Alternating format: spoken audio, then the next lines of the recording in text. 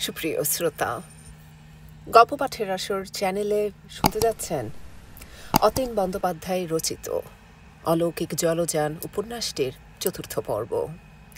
আমি ওয়ারা করিম, সাথে থাকুন। তখন পোর্টহোল দিয়ে জেটির ওপাশের ক্রেন দেখা যাচ্ছে। বন্দরের সব মানুষেরা ঘরে ফিরে যাচ্ছে। একটা জাহাজ ঢুকছে লক গেট দিয়ে। চোং মুখে পাইলট দুপাশের মানুষদের দড়ি দড়া ঢিলে দেবার অথবা টেনে ধরার নির্দেশ দিচ্ছে। বেশ সুন্দর উজ্জ্বল রোদ। সূর্য গঙ্গার ওপাশে পাটকলের চিমনি পার হয়ে নারকেল গাছের ছায়ায় নেমে যাচ্ছে। সে কেমন অনিচ্ছার সঙ্গে খাচ্ছিল। ওকে ঘিরে ওরা চারজন নানা রকম গল্প চালিয়ে যাচ্ছে। আর কদিন জাহাজে আছে, আর কদিন এভাবে থেকে একদিন জাহাজ গিয়ে সমুদ্রে পড়বে। ছোটবাবু তখন শুধু ভাবছিল, জ্যাক যদি ওর বাবাকে বলে দেয় আমাকে বাবা ঠাট্টা করেছে, এবং সে এভাবে একসময় সেজে গুজে গিয়ে ওপরে দাঁড়ালো। দেখল ডেকের পাশে মাস্তুলের নিচে জাহাজিরা বসে তাস খেলছে।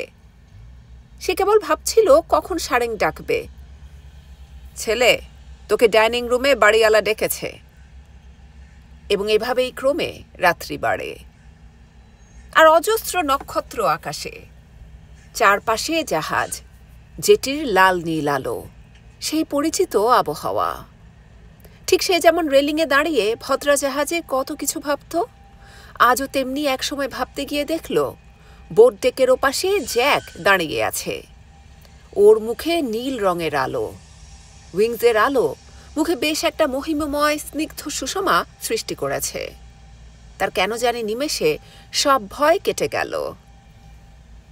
এবং এই সবই কেবল বিকেলে সবুজ ঘাস মাড়িয়ে যাবার মতো। সে যে কতদিন কোনো মাঠের ঘাসের ওপর ধীরে ধীরে হেঁটে যায়নি। তার ভারী ইচ্ছা কাল বিকেলে সে চলে যাবে বড় মাঠে। একা একা হেঁটে সেই ফোর্ট উইলিয়ামের র্যাম্পার্টে বসে থাকবে। যে কদিন জাহাজ এ বন্দরে আছে, মাঠের ঘাসে সে বসে থাকবে। একা থাকলে সে নিজের সঙ্গে অজস্র কথা বলতে পারে, তার তখন কোনো কষ্ট থাকে না।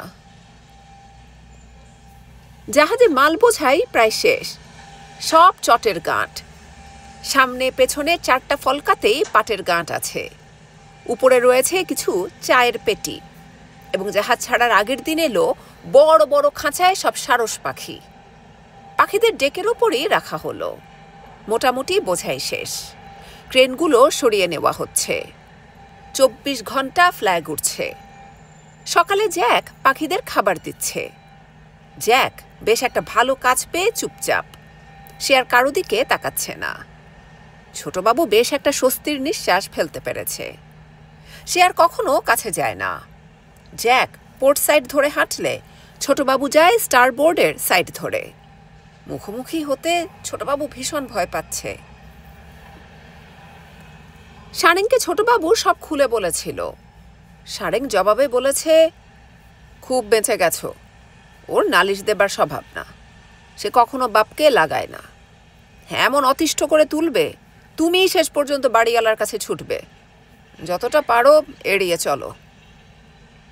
সে খুবই এড়িয়ে যাচ্ছে। যদিও জ্যাকের মুখ ভারী সুন্দর, জ্যাককে কখনোই খারাপ লাগার কথা না, তবু ছোটবাবু আর তাকায় না। এবং ছোটবাবু দেখল জাহাজ লক গেট দিয়ে নামছে। বড় মিস্ত্রি, মেজ মিস্ত্রি সবাই বোট ডেকে দাঁড়িয়ে আছে। জ্যাক বাইনোকুলারে কিছু দেখছে। ছোটবাবু জানে বাইনোকুলারটা মেজ মালমের। তিনি এখন কাজে ব্যস্ত। জাহাজে নদীতে না নামা পর্যন্ত তিনি অবসর পাবেন না। সে জাহাজে উঠেই মেজ মালমকে দেখেছে। মাঝে মাঝে তিনি বসে থাকেন বোট ডেকে, চোখ থাকে বাইনোকুলারে। অনেক দূরের কিছু দেখার আশা। খুব কাছে বড় বড় হয়ে দেখা দিলে বুঝি সবকিছুর মানে অন্যরকম তার কাছে। জাহাজের ওয়াচ আরম্ভ হয়ে গেছে। ছোটবাবুকে কোনো ওয়াচে রাখা হয়নি, এটা সারেং নিজেই করেছেন। ওয়াচ ভাগের দায়িত্ব তার। জাহাজে 2জন কোল বয় ফালতু। 5 নম্বর অথবা 4 নম্বর মিস্ত্রির সঙ্গে হেল্পার হিসাবে ওদের কাজ করার কথা। ছোটবাবুকে সেজন্য ফালতু রাখা হয়েছে। জাহাজ যাচ্ছে কলম্বোতে, বোর্ডে এমন লেখা রয়েছে। তারপর জাহাজ যাবে লরেন্জো মার্কুয়েস এবং পরে ডারবান কেপ টাউন হয়ে সোজা দক্ষিণ আমেরিকার সেন্টিসে, তারপর বুয়েনোস আইরেস। এই পর্যন্ত বোর্ডে লেখা রয়েছে। তারপর জাহাজ কোথায় যাবে কেউ জানে না, এমনকি কাপ্তান পর্যন্ত বলতে পারবেন না। আর ব্যাংক লাইনের সফর বড় বেশি লম্বা সফর। কবে জাহাজ হোমে ফিরবে কেউ জানে না, আদৌ ফিরবে কিনা সেটাও না। কারণ সমুদ্রের মায়ায় ভীষণভাবে মানুষেরা পড়ে যায়। তখন বুঝি পৃথিবীতে মাটি, গাছপালা, পাখি বলে কিছু আছে মনে থাকে না। এবং এভাবেই সংসারে এক অতীব ইচ্ছা কখনো কখনো মানুষকে ভীষণ পাগল করে দেয়। কাপ্তানের পায়চারি দেখলে সেটা টের পাওয়া যায়। তিনি অন্যমনস্কভাবে হেঁটে যাচ্ছেন। কেবল তিনি জানেন জাহাজের দুর্বলতম স্থান কোনটা। একটার পর একটা মেরামত করা হচ্ছে, আবার অন্য জায়গায় ফুটোফাটা হয়ে যায়। বাল্কেইডে নানা রকম হিজিবিজি লোহার পাত লাগানো। কোনোটা সরে গেলে অথবা কোনো কারণে ফুটোফাটা হয়ে গেলে কি হবে তিনি জানেন। এসব জানেন বলে ব্যালেস্টের ওপর খুব নজর। একটা নয়, দুটো ব্যালেস্ট রেখেছেন। এবং এই জাহাজেই আছে তার একমাত্র উত্তরাধিকার। তিনি তাকে নিয়ে উঠেছেন। তার যে ভারী শখ ছিল অন্তত একটা ছেলে। ছেলে না হলে এমন যে একটা পৃথিবী আছে যার 3 ভাগ জল 1 ভাগ স্থল, সমুদ্রে বের না হলে যা টের পাওয়া যায় না, এবং সমুদ্রের এক ভারী আশ্চর্য টান আছে। সমুদ্রে তিনি জাহাজ নিয়ে প্রায় যাবতীয় দেশ এবং সমুদ্রের দ্বীপ, গাছপালা, ঝড়, টাইফুন, তিমি মাছ অথবা ডলফিনের ঝাঁক দেখে বেরিয়েছেন। তার মতো সেই উত্তরাধিকারও পুরুষানুক্রমে সেই ধারা টেনে নিয়ে যাবে, এবং এভাবেই তিনি ভেবে থাকেন। মেয়েটাকে ছেলে বানিয়ে রাখেন, ছেলেটাকে সঙ্গে নেন। আসলে ওসব বলতে হয় চিফকে। দেখো, নদী দেখো, এর নাম কলকাতা বন্দর। হুগলি নদীর তীরে অবস্থিত এক বন্দর। তোমাদের পূর্বপুরুষরা এই বন্দরে প্রথম কলের জাহাজ নিয়ে এসেছিল। তুমি এসব দেখে রাখো। বনি বাপের পাশে দাঁড়িয়ে চোখে দূরবীন লাগিয়ে সব দেখছে। সে স্থির। গরমকাল, সে গগলস পরেছে চোখে। যখন দূরবীন পড়ছে না তখন গগলস পরে আছে। এটা গ্রীষ্মের বিকেল এবং সারা দিনের প্রচণ্ড উত্তাপে জাহাজ ডেকে দাঁড়ানো যাচ্ছে না। বোট ডেক কাঠের, ডেক জাহাজিরা জল মারছে এখন। জাহাজ বেশ দুপাশে বয়া রেখে এগিয়ে যাচ্ছে। ইঞ্জিনে খুব একটা স্টিমের দরকার হচ্ছে না।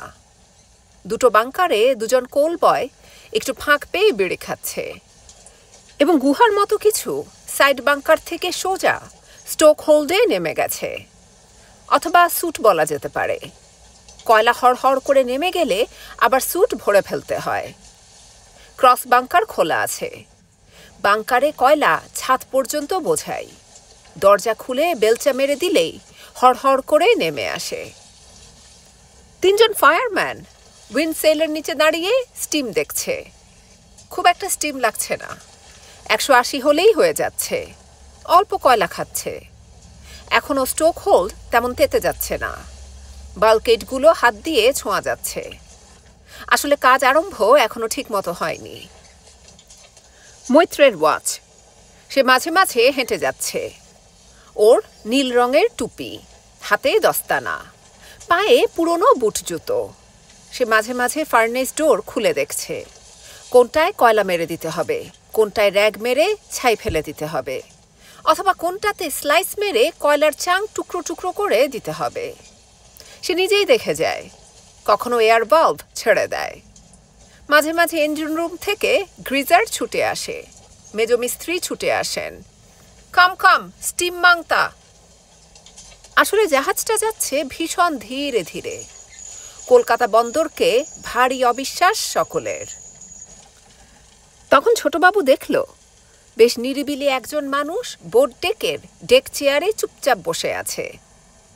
পাশে মেসরুম বয় কফি রেখে গেছে। একটা ছোট টিপয়ে দুটো বই, বইয়ের ওপর আপেল একটা। ছোটবাবু স্নান সেরে ডেক ধরে উঠে যাচ্ছে। অমেয় এবং মৈত্রের ওয়াচ আছে। ওরা 4টার ওয়াচ শেষ করে উঠে এসেছে। ওদের স্নান করতে সময় লাগবে। এ সময় বাথরুমে ভীষণ ভিড়। সে একটু পায়চারি করবে বলে ডেক ধরে যাচ্ছে। আসলে ওর ফোকসালে বসে থাকতে ভালো লাগছে না। কত কথা মনে হচ্ছে।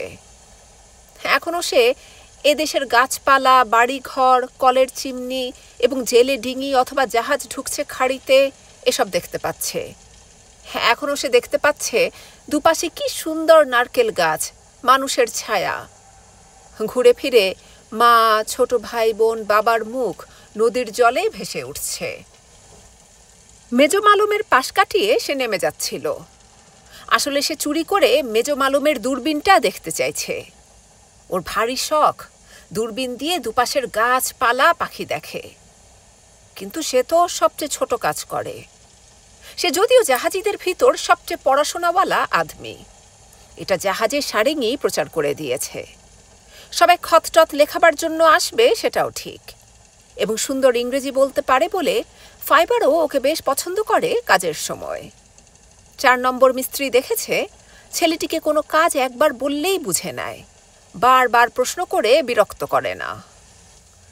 মেজ মালুমের মনে হচ্ছিল এই যে ছেলেটি যাচ্ছে জাহাজে, যার চোখ ভারী আশ্চর্য মিষ্টি, মুখে গোঁফের রেখা, গালে দাড়ি মাত্র কালো হয়ে উঠেছে এবং প্রায় যেন লম্বা গাছের মতো, শান্ত নিরীহ, কিছু বলতে চায় না।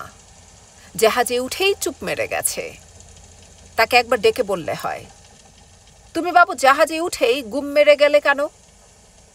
তারপরই মেজ মালুম ডাকল, হেই। সে কাছে গিয়ে খুব সুন্দর এবং স্পষ্ট ইংরেজিতে বলল, আমাকে ডাকছেন স্যার? হ্যাঁ। সে ছুটে গিয়ে আরো সামনে দাঁড়ালো। এসব জায়গার কি নাম? ফলতা হবে, তবে আমি স্যার ঠিক বলতে পারবো না। তোমার দেশ, তুমি জানো না? এখানে তো কখনো আসিনি স্যার। কিচ্ছু নেই। ছোটবাবু বলল, না স্যার, গাছপালা, বাড়ি ঘর, গ্রাম, মাঠ সব আছে। না, কিচ্ছু নেই। না স্যার, সব আছে। কিচ্ছু নেই, তুমি দেখো কিছু দেখা যায় কিনা। বলেই তিনি কফি খেতে থাকলেন। ছোটবাবু তাড়াতাড়ি দূরবীনটা চোখে লাগালে দেখতে পেল বেশ বড় বড় সব কলের চিমনি। কি যে বড়! একটা নারকেল গাছ যেন আকাশে উঠে গেছে। তারপর একটা বাঁধানো ঘাট, মানুষজন নেই। চিতায় আগুন টাগুন আছে। সে দেখছে আর বলে যাচ্ছে, সব আছে স্যার, মানুষের যা যা দরকার সব আছে স্যার। আসল জিনিসটা নেই। তিনি আপেল খাচ্ছেন কামড়ে। তার গালে সামান্য দাড়ি, মুখে প্রবীণতার ছাপ, চোখ দুটো খুব তাজা, বেশ খচমচ করে খেয়ে যাচ্ছেন। ভালো করে দেখো, আমার দেখতে দেখতে চোখ টাটাচ্ছে। ছোটবাবু দেখছিল সব। সে বলতে বলতে মাঝে মাঝে অন্যমনস্ক হয়ে যাচ্ছে, কেমন ছায়াছবির মতো সব সরে যাচ্ছে। মেজ মালুম বললেন, সব বললে হে, কিন্তু একটা কথা বললে না। কি স্যার? ওয়ামেনের কথা বললে না। তা দেখলাম না তো স্যার। তাহলে তুমি কি করে বলছো মানুষের জন্য যা দরকার সব আছে? না স্যার, ঠিক বলিনি। ছোটবাবু কি যে ফ্যাসাদে পড়ে গেল, সে মুখ খুব কাচুমাচু করে রেখেছে। মানুষের জন্য যা যা দরকার সব আছে, শুধু আসল জিনিসটাই নেই জাহাজে। বুঝবে ঠেলা, সমুদ্র যাত্রা কাকে বলে বুঝবে। বলেই সে থু করে আপেলের মোটাটা মুখ থেকে ফেলে দিল। এজন্য বসে থাকি আর ভাবি, বেশ দিনকাল কেটে গেল।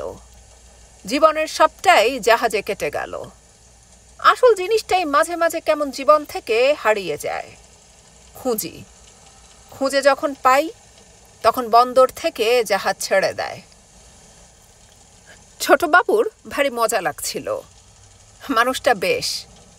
সে পরে আছে সাদা প্যান্ট, গা খালি, গায়ের রং শঙ্খের মতো সাদা, অথবা মানুষের চামড়া তুলে নিলে যে রং হয় তেমনি সাদা লালে মিলে এক আশ্চর্য কঠিন রং, এবং গরমে পুড়ে কেমন ফোসকা পড়ার মতো। পিঠের ওপরে ঠিক কাঁধের নিচে ঘা, কিছু মলম টলম মাখানো। এটা হয় যারা শীতের দেশের মানুষ, তাদের এই গরমে রোদে ঘোরাঘুরি করলে ফোসকা পড়ে যায়। মানুষটার কোনো কষ্ট হচ্ছে বোঝাই যায় না, বেশ শুনে যাচ্ছে। তারপর জাহাজ যাচ্ছে, জল কেটে যাচ্ছে, আর বাতাস কেটে ছায়াছবির মতো সব পার হয়ে যখন ছোটবাবু দেখল সূর্য অস্ত যাবার মুখে, তখন মেজো উঠে বলল, নসিব খারাপ। সে দুটো একটা যে বাংলা জানে ছোটবাবুকে এমন বলে যেন সমঝে দিতে চাইল। No women. ঠোঁট উল্টে সিঁড়ি ভেঙে নিচে তরতর করে নেমে গেল, যেন চোখের ওপর থেকে ভোজবাজির মতো অদৃশ্য হয়ে গেল মানুষটা। সোনা একা দাঁড়িয়ে থাকলো, উইংসে, মাস্তুলে, ডেরিকে। ক্যাবিনে ক্যাবিনে সব আলো জ্বলছে, লাল নীল রঙের আলো।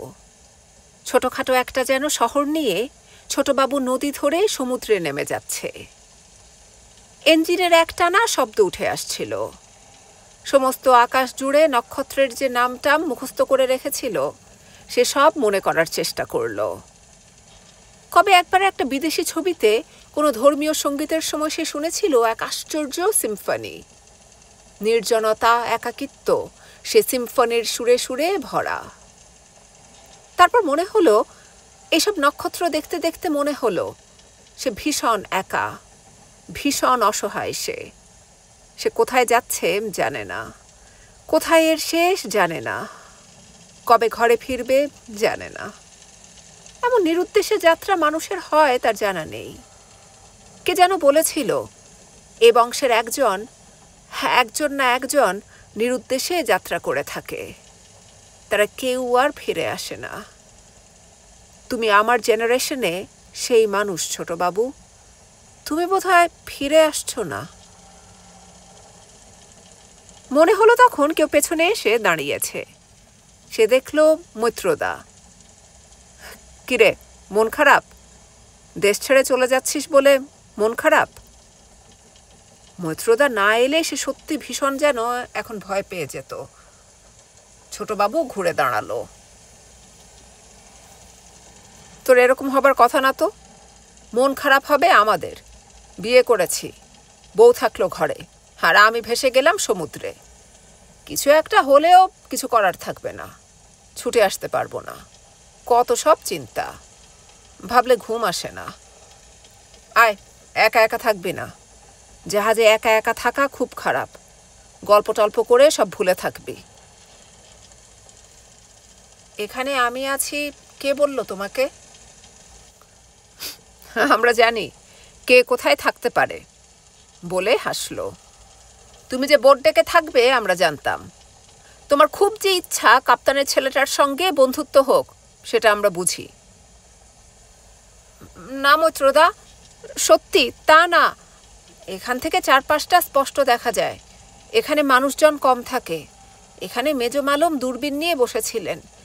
আমার ভারী শখ ছিল দূরবীনে পাড়ের গাছপালা দেখি। বেশ করেছ, এখন এসো, লক্ষ্মী ছেলেটির মতো খেয়ে নাও। কাল সকালে সমুদ্রে পড়ব, তখন আর ঠিক মতো খেতে পারবে না, জাহাজে পিচিং আরম্ভ হয়ে যাবে। মৈত্র এভাবে কখনো ছোটবাবুকেই তুই তোকারি করে, আবার কখনো তুমি বলে। এভাবে সে রাতে ছোটবাবু বেশ পেট ভরে খেলো।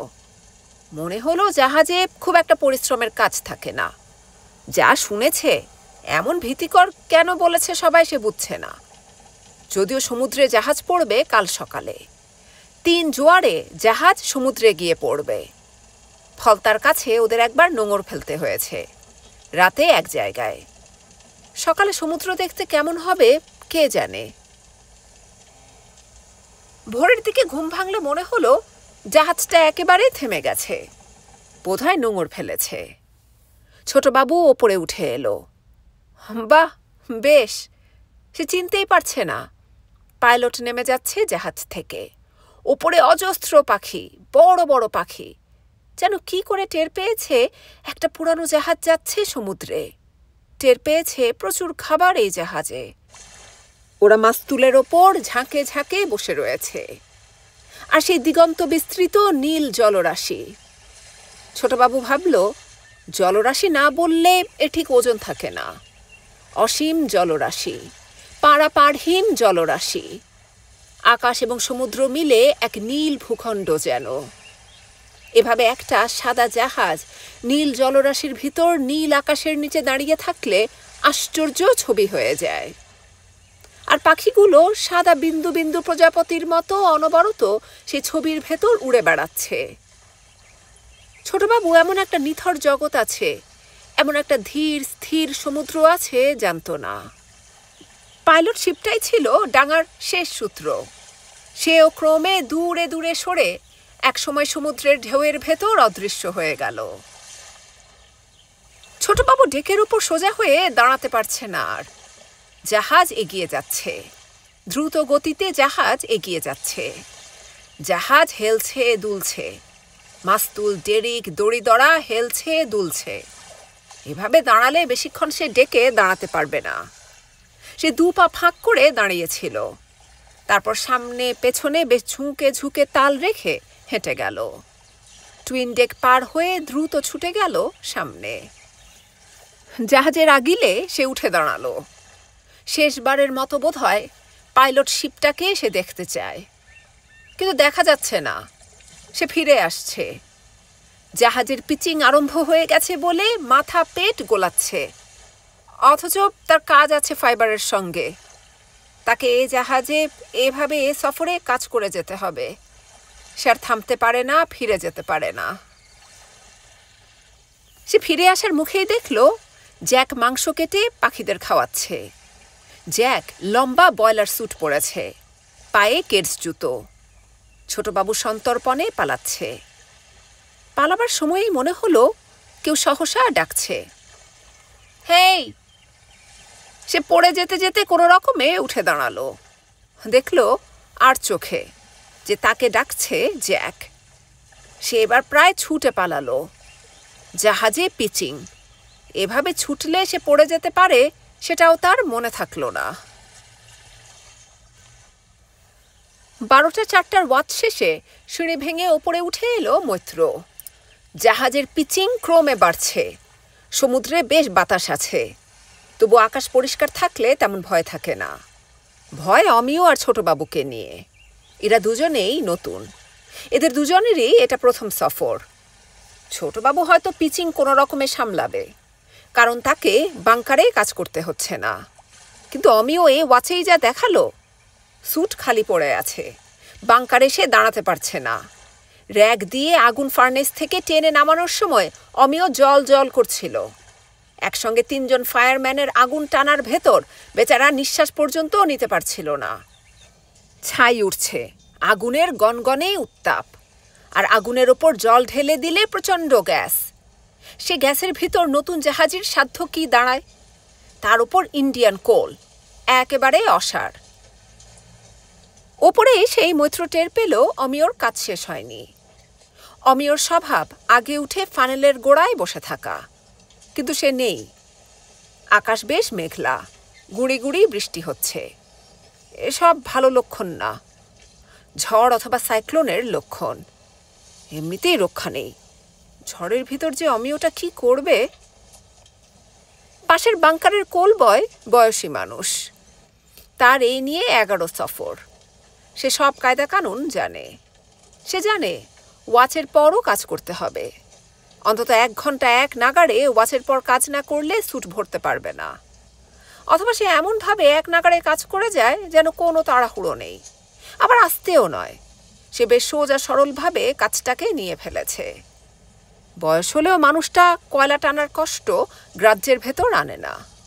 সফরের অভিজ্ঞতায় সে সি সিকনেস হজম করে ফেলেছে।